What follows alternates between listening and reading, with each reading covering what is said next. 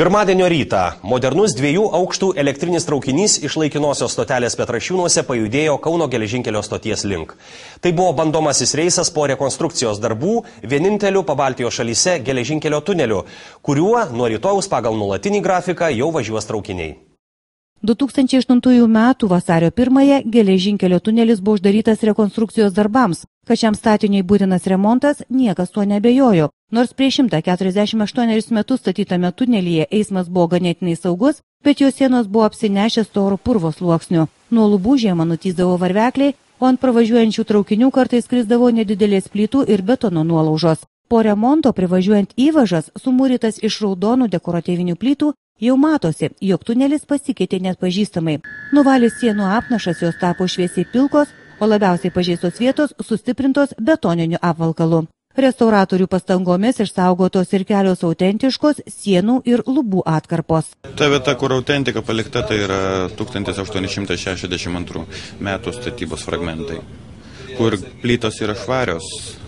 Ten, kaip sakiau, tada 1862, o kur matosi toks kai žemėlapis, tai 1950 metų remonto liekanos. Buvo įdomus dalykas, kad mes pamatėm, kai remonto metu sprogdinimo vietas.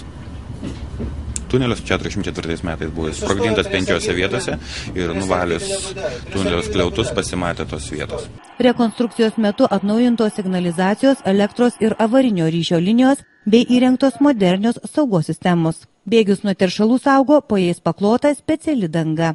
Per visą 1285 metrų tunelio ilgį pasieniuose įrengti takeliai geležinkelio tarnybų specialistams.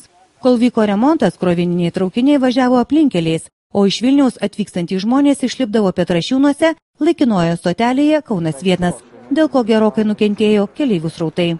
Daugelis keleivių, kurie ten iš centro, jie labiau važiuodavo į autobusų stotį, nes kadangi vis tiek čia susiekimas yra nelabai patogus keleiviams ir senyvo amžiaus žmonėms, aišku, ir sako, čia užlipimas į kalną nelabai patogus. Tai praradome šiek tiek keleivių, bet tikimės nuo rytojaus susigrąžinti keleivius. Tačiau priekaištų dėl nepatogumų remontuojant tunelį iš keleivių buvo sulaukta nedaug. Iš tikrųjų, mūsų keleiviai labai geranoriški ir jie suprato būtinumą remontuoti ir rekonstruoti mūsų tunelį. Ir galbūt šiek tiek buvo nepatogumas, kad, sakykime, keleiviai iš Marijampolės, pavyzdžiui, tiesiai į Vilnių negalėjo nuvažiuoti, jiems reikėjo persėsti Kaune, iš Kauno centrinės stoties važiuoti į Petrašiūnuose esančią laikinąją stotį Kaunas 1. Bet iš principo labai didelių kažkokių skundų ar didelių nesklandumų nebuvo. Jei anksčiau traukiniai geležinkelio tuneliu galėjo važiuoti nedidesniu kaip 40 km/h greičiu, tai dabar leistinas greitis sieks 100 km/h. Nuo antradienio, tai yra lapkričio 17 dienos, greitaeigiai elektriniai keleiviniai traukiniai Vilnius Kaunas su kelių minučių pataisomis vyks įprastiniu grafiku.